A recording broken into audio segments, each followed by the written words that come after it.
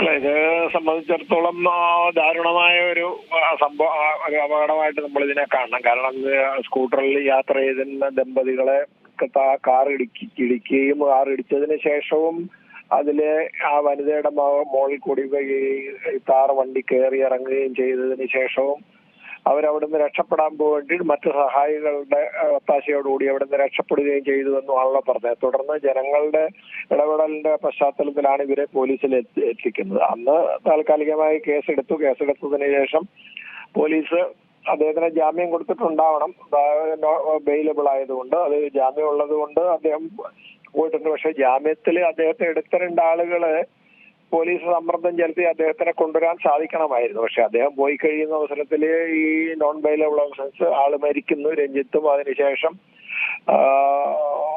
അംബികയും മരിക്കുന്നു. മരിച്ചതിന് ശേഷം അത് തീർച്ചയായിട്ടും അവരുടെ പേരിൽ ഇതിന് കേസെടുക്കുകയും അത് ഒരു വാഹനമിടിച്ചുള്ള ഒരു കൊലയായിട്ട് മാറുകയും അത് നോൺ ബെയിലബിൾ ആകുകയും ചെയ്ത സാഹചര്യത്തിൽ രണ്ടാമതൊരു റീ അറസ്റ്റ് എന്നാണ് അതിനെ പറഞ്ഞത്. രണ്ടാമത് ഈ കേസിന്റെ അന്വേഷണത്തോട് ഒരു റീ അറസ്റ്റ് നടക്കേണ്ടതായിട്ടുണ്ട്. അത് നടക്കാതിരുന്നതിനാണ് ഇപ്പം അവിടെ ഇപ്പൊ നമ്മൾ കേൾക്കുന്ന പരാതികൾ വന്നുകൊണ്ടിരിക്കുന്നത്. കാരണം പോലീസ് ഉദ്യോഗസ്ഥന്മാരാണ് ഈ വണ്ടിയിൽ ഉണ്ടായിരുന്നത് എന്ന് പറയപ്പെടുന്നു. അതുകൊണ്ട് പോലീസ് ഉദ്യോഗസ്ഥന്മാർ ഇവരെ സഹായിച്ചിട്ടുണ്ട് എന്നുള്ള രീതിയിലാണ് മറ്റു ചില ഉദ്യോഗസ്ഥന്മാർ ഇതുമായിട്ട് ബന്ധപ്പെട്ട് സസ്പെൻഡ് ചെയ്യപ്പെട്ടിരിക്കുന്നത്. അപ്പോൾ പോലീസ് ഇത് അതീവ ജാഗ്രതയുടെ, കാരണം ഇത് പോലീസിനെതിരെയാണ് പ്രധാനപ്പെട്ട ആരോപണം വരുന്നത്. അപ്പൊ പ്രതിയേക്കാൾ കൂടുതൽ ഗൗരവമായിട്ട് ഇപ്പോ പോലീസിനെതിരെയാണ് ജനങ്ങളുടെ ക്ഷോഭവും ആരോപണവും ഒക്കെ വരുന്നത്. അപ്പൊ പോലീസ് എത്രയും വേഗം അവരെ കണ്ടുപിടിക്കാനുള്ള ഒരു വ്യഗ്രത കാണിക്കണം. ആ കാണിക്കാനുള്ളതിൽ അലംഭാവം കാണിക്കുന്നുവെന്ന് ജനങ്ങളുടെ വികാരമാണ് ഇപ്പം പുറത്തു വന്നുകൊണ്ടിരിക്കുന്നത്. അത് പോലീസ് തന്നെ അത് ജാഗ്രതയോടുകൂടി നേരത്തെ ചെയ്യാൻ സാധിക്കുന്നതാണ്.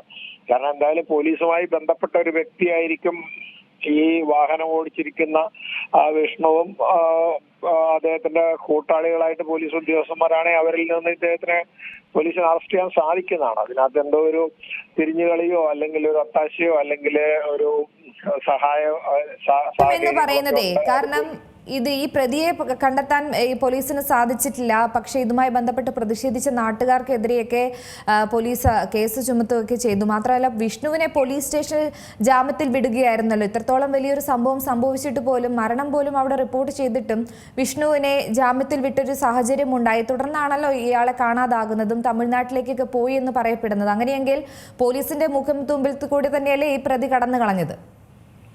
അതെ, അത് അവിടെ വ്യക്തമാണ്. കാരണം എന്താ പറയാ, പോലീസ് ഉദ്യോഗസ്ഥന്മാർ ഈ വാഹനത്തിലുള്ളതായിട്ട് ID കാർഡ് കിട്ടി എന്നൊക്കെ പറയുന്നുണ്ടല്ലോ. അപ്പൊ അത് പോലീസ് ഉദ്യോഗസ്ഥന്മാരുടെ സുഹൃത്തായിരിക്കും ഇദ്ദേഹം. അതുകൊണ്ട് പോലീസ് വളരെ തത്രപ്പെട്ട് വളരെ പെട്ടെന്ന് തന്നെ അദ്ദേഹത്തിന് ജാമ്യം കൊടുത്തു വിടുകയും രഞ്ജിത്ത് മരിച്ചു അറിഞ്ഞിട്ട് പോലും പോലീസ് ജാമ്യമില്ലാത്ത കേസെടുക്കാതെ തൽക്കാലം അദ്ദേഹത്തിനെ രക്ഷപ്പെടുത്താൻ വേണ്ടിയിട്ട് ഒരു അറസ്റ്റ് അവിടെ കൊണ്ടു കൊടുത്തത് കൊണ്ട് ഒരു അറസ്റ്റ് രേഖപ്പെടുത്തി വിട്ടതായിരിക്കും. അതിനുശേഷം പോലീസിന്റെ മാത്രമല്ല ആ വാഹനത്തിലുണ്ടായ പിന്നീടുള്ള കേടുപാടുകളൊക്കെ കുറേയധികം ദുരൂഹതകൾ ബാക്കി വെക്കുകയാണ്.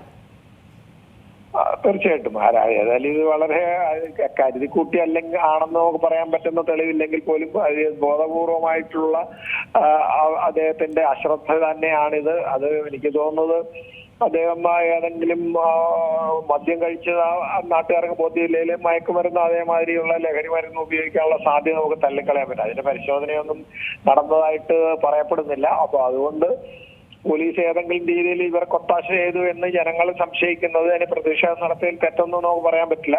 അവരുടെ പേര് കേസെടുത്ത് അതിനേക്കാൾ വെട്ടിത്തരവും അതിനേക്കാൾ പ്രകോപനപരമായിരുന്നു.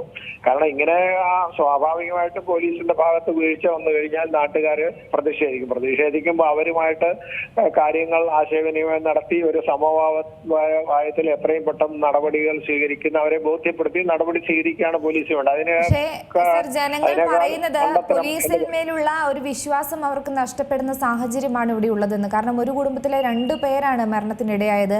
അവരുമായി ബന്ധപ്പെട്ട് കേസിന് പോകാൻ പോലും ആരുമില്ലാത്തൊരു സാഹചര്യം. നാട്ടുകാർ ഇടപെട്ടില്ലായിരുന്നെങ്കിൽ ഇതൊന്നും എവിടെയും എത്തില്ല, അന്വേഷണം പോലും പാതിവഴിയിൽ നിർത്തുമായിരുന്നു എന്നൊക്കെയാണ് നാട്ടുകാർ പറയുന്നത്. അവരുടെ ഒരു ആശങ്കയാണ് പങ്കുവെക്കുന്നത്. ഇത് പൊതുവെ ജനങ്ങൾ മൊത്തത്തിൽ പറയുന്ന ഒരു ആശങ്കയായിട്ട് തന്നെയാണ് അവർ അതിനെ റെപ്രസെന്റ് ചെയ്യുന്നു എന്ന് മാത്രം.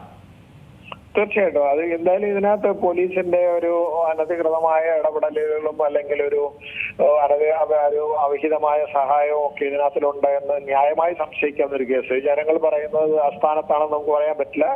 എന്തായാലും ജനങ്ങള് ജാഗ്രതയോടുകൂടി ഇതിനകത്ത് ഇടപെട്ടത് കൊണ്ടാണ് ഇത്രയും ഗൗരവതരമായിട്ട് ഈ കേസിന്റെ അന്വേഷണം പോകേണ്ട ഒരു സാഹചര്യമെങ്കിലും ഉണ്ടാകുന്നത്. പോലീസ് എത്രയും പെട്ടെന്ന് അവരെ അറസ്റ്റ് ചെയ്തതിനു ശേഷം പോലീസിനോട് ഉള്ള മുഖം രക്ഷിക്കുക. പിന്നെ ഇവരുടെ പേരിൽ എടുത്ത നടപടി എന്ന് പറയുന്നത് ശുദ്ധ മണ്ടത്തരം, അതായത് യാതൊരു രീതിയിൽ അവധാനതയും ബോധ്യവും ഇല്ലാത്ത രീതിയിൽ ചെയ്ത നടപടിയാണ്. കാരണം അവരെ പ്രതിഷേധിക്കുന്ന അവസരത്തിൽ അവരെ കാര്യങ്ങൾ പറഞ്ഞ് മനസ്സിലാക്കി അവരും പോലീസിനോടൊപ്പം നിർത്തി അന്വേഷണത്തെ സഹായിക്കുന്ന സാഹചര്യം സൃഷ്ടിക്കേണ്ട പോലീസ് അവരെ ശത്രുപക്ഷത്ത് നിർത്തിയതാണ് കൂടുതൽ പ്രശ്നമായത്. അപ്പോൾ പോലീസിനെ വീഴ്ചയാണെന്നുള്ളതിന് സംശയമൊന്നുമില്ല. അതുകൊണ്ട് അടിയന്തര നടപടി എടുക്കണം. ഇത് പ്രതിഷേധമൊക്കെ ന്യായവും ജനങ്ങളുടെ താല്പര്യവുമാണ്. അത് സംരക്ഷിക്കേണ്ട ഉത്തരവാദിത്തം കൂടെ പോലീസിനുണ്ടെന്നാണ് എന്റെ അഭിപ്രായം. ഏറ്റവും പുതിയ വാർത്തകളും വിശേഷങ്ങളും വിരൽത്തുമ്പിലറിയാൻ സീ മലയാളം ന്യൂസ് എല്ലാ ഡിജിറ്റൽ പ്ലാറ്റ്ഫോമുകളിലും ലഭ്യം.